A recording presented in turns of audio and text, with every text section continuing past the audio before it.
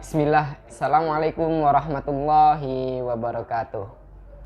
Salam. Innal hamdalillah nahmaduhu wa nasta'inu wa nastaghfiruh wa na'udzu billahi min syururi anfusina wa min sayyiati a'malina may yahdihillahu fala mudhillalah wa may yudlil fala hadiyalah.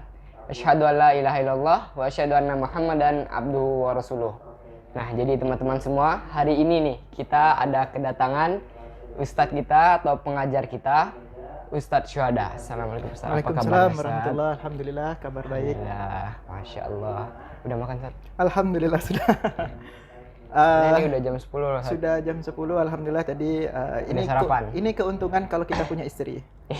Kalau Masya kita punya Allah, istri iya, itu Ustadz, kita ya. disiapkan oleh istri alhamdulillah. Kalau yang jomblo siapkan sendiri. Oh ya, seperti Ana Ustadz ya. Ya.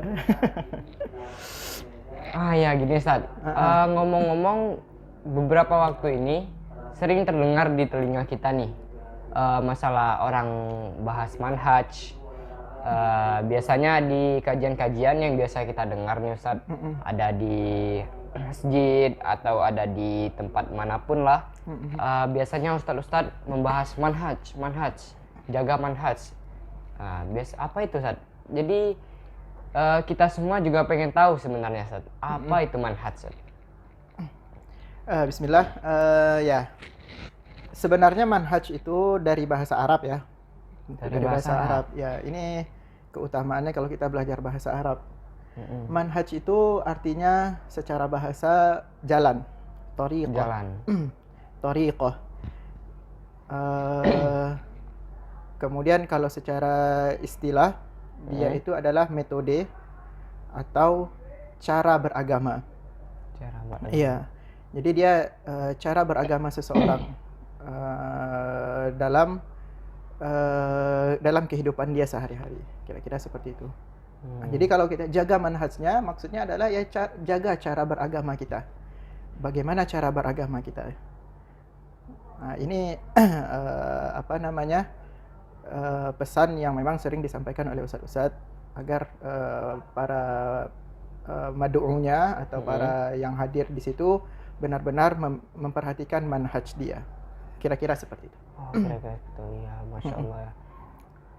Kemudian biasanya nih kita juga sering dengar, kan tadi udah disebutkan manhaj itu adalah Cara beragama. cara kita beragama. Nah, ada nih ustadz-ustadz biasanya yang di masjid-masjid di tempat kita, beliau sering membahas tentang manhaj salaf nih Ustadz. Manhaj salaf. Manhaj salaf.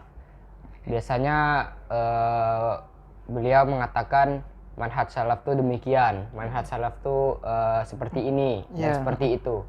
Kalau boleh tahu nih Ustadz, untuk menambah wawasan kita semua, kira-kira apa sih itu Ustadz manhaj salaf?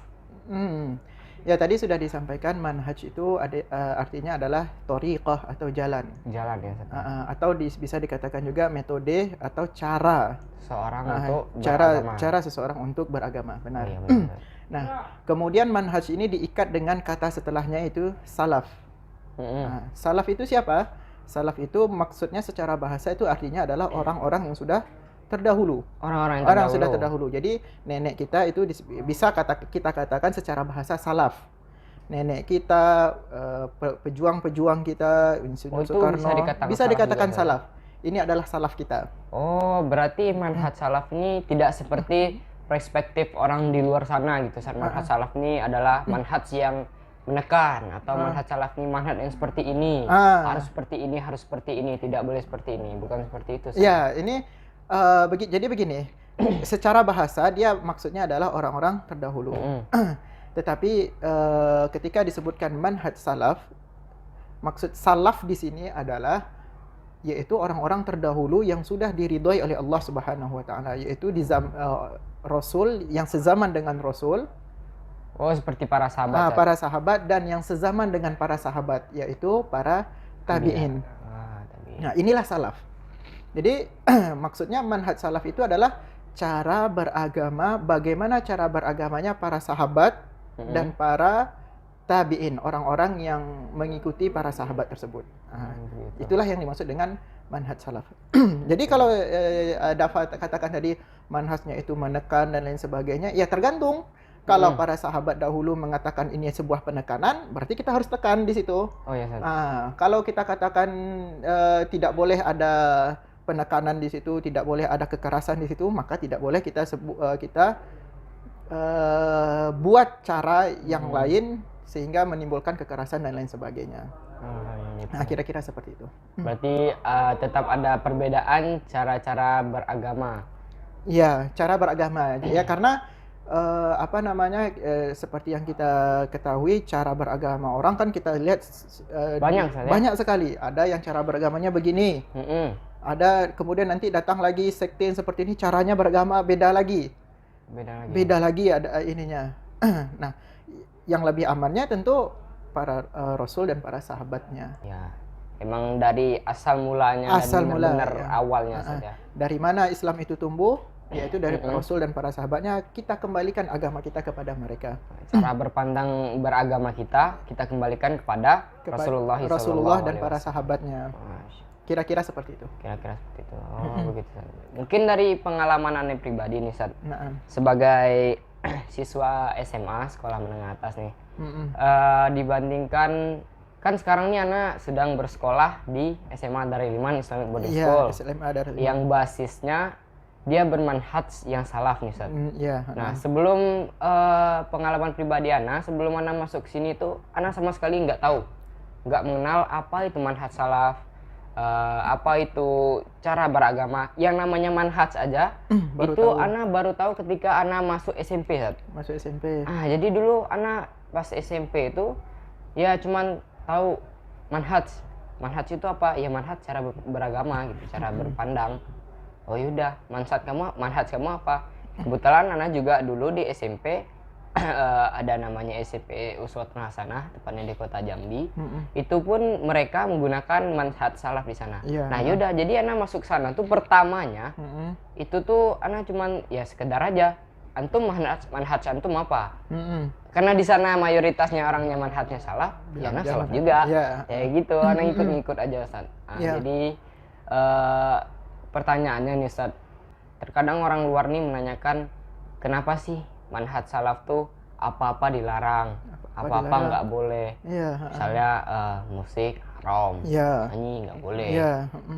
Terus atau apalagi lah, istilahnya mereka tuh beranggapan bahwasanya manhaj ini tuh berat banget gitu, terlalu menekan, banyak larangannya, banyak kali larangannya. Itu menurut pandangan Ustadz, bagaimana cara Ana atau teman-teman semua yang ada di rumah yang bermanhaj salaf atau semuanya lah yang menyaksikan itu tuh gimana cara kita untuk menyikapi mereka yang berpandangan seperti itu saat terhadap manhajnya kita gitu. Masya Allah ya. Pertama tentu kita di antara kekhususan umat Islam, Allah Subhanahu wa taala memerintahkan wa'tasimu bihablillahi jami'an. Kita harus diperintahkan oleh Allah berpegang teguh kepada tali Allah. Jadi agama Islam itu Allah memerintahkan kita untuk bersatu. Ya kan? Bersatu, tidak boleh ada perpecahan. Kenapa? Karena ini umat terdahulu disebutkan oleh Rasulullah sallallahu alaihi wasallam, kebiasaan orang-orang terdahulu itu apa? Suka berpecah belah. Oh begitu. Suka berpecah belah. Kalau orang zamannya Rasulullah. Di zamannya Rasulullah. Di zaman Rasulullah itu orang kafir Quraisy itu mereka suka berpecah belah. Makanya di zamannya Rasulullah ketika masih kecil itu kan ada peperangan antar kabilah dan lain sebagainya. Antar suku. Kalau di Madinah ada Aus dan Khazraj. Selalu berperang mereka berdua. Makanya Allah Subhanahu wa taala mengatakan wala takunu kalladzina tafarraqu. Jangan kalian seperti orang-orang yang terdahulu yang mereka suka berpecah belah. Sementara agama Islam itu diperintahkan untuk bersatu. Nah, sekarang kita bertanya, bersatunya itu di atas apa? Kita harus bersatu di atas apa? Nah, tentu kita bersatu di atas agama Islam. Nah, sementara Islam sekarang ini banyak nih. Ya, banyak. Ya, banyak sekali nih. Ada yang datang dari India, yang dari Ahmadiyah, kemudian mereka membawa cara beragama sendiri. Bahkan sampai ada yang parah gitu. Ya, parah sekali. Ada cara mereka harus berkata mereka Islam, tapi perlakuan mereka, kebiasaan mereka tidak mencerminkan apa itu Islam, Ustaz ya. Ya. Kemudian kita sudah diperintahkan oleh bersatu. Ya, kita taat, kita bersatu. Sekarang kita bersatunya di atas apa? Tentu ini menjadi pertanyaan bagi kita. Ya. Jawabannya adalah kita tentu bersatu, kita kembalikan agama kita bagaimana cara Rasulullah Shallallahu Alaihi Wasallam beragama.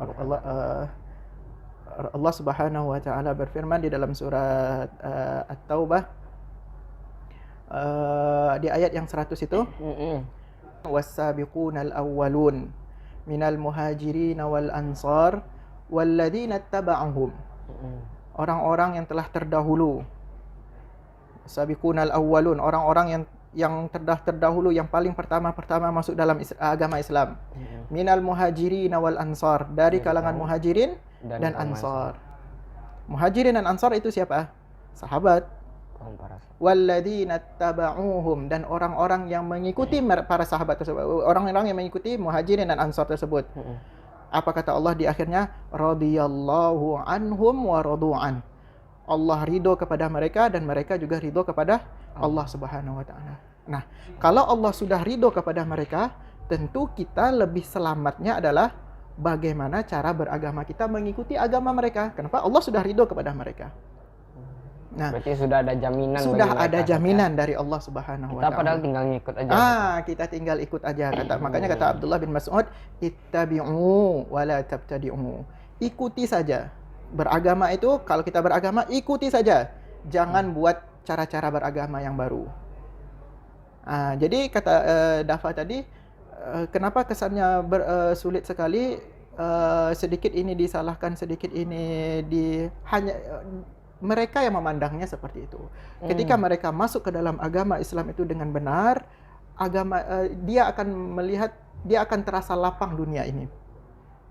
Makanya Allah Subhanahu wa taala berfirman, "Wa may yattaqillah yaj'al lahu makhraja." Siapa yang bertakwa kepada Allah dengan sebenar-benarnya ketakwaan, Allah bukakan jalan-jalan keluar. Allah berikan bagi mereka jalan-jalan keluar. Dia akan menghadapi kehidupan ini dengan lapang insyaallah. Hanya saja mereka tidak tahu saja. Coba mereka masuk. Sama seperti orang lihat Darul Iman ini kok seperti ini. Ketika mereka masuk, mereka akan memiliki pandangan yang berbeda. Oh iya. Mereka memiliki pandangan yang berbeda. Benar. Melihat dari luar dengan melihat dari dalam itu sangat berbeda. Ya kan? Allah sudah ridho dengan salaf. Siapa itu salaf tadi? Rasul dan para sahabat dan para tabi'in. Allah sudah ridho kepada mereka. Tentu agama kita yang kita belum tahu nih, agama kita benar atau salah. Yang lebih selamatnya adalah menyandarkan, mengikuti cara beragama mereka. Sehingga kata para ulama, mengikuti manhaj salaf itu wajib, meskipun tidak kita ikrarkan. Wajib mengikuti manhaj salaf tersebut. Nah, manhaj itu, kata Ustaz tadi, dia adalah metode beragama. Perlu diingat, agama itu mencakup segala hal. Ada masalah akidah. Akidahnya harus diikuti bagaimana akidahnya Rasul dan para sahabat. Kemudian muamalahnya. Kemudian ada masalah akhlaknya. Jangan nanti kita akidahnya Masya Allah, akidahnya tauhid dan luar biasa, akhlaknya jelek sekali. Ini melenceng dia dari manhaj salaf itu sendiri. Jadi manhaj salaf itu bukan masalah penampilan, tapi masalah cara beragama. Cara kita beragama. Nah, kira-kira seperti itu, Dafa. Baiklah. Kalau gitu, mungkin saat kira-kira dari penjelasan yang telah Ustadz sampaikan, dari awal mulai video kita dimulai, semoga video ini menjadi video yang bermanfaat dan menjadi penambah wawasan bagi kita semua untuk bagaimana sih cara kita berpandang dalam beragama. Apa sih itu manhaj? Apa sih manhaj salaf? Dan kenapa harus manhaj salaf? Kenapa harus manhaj salaf? Mungkin segitu dulu Ustaz pertemuan kita pada kali ini ya. Terima kasih banyak sama-sama Dafa.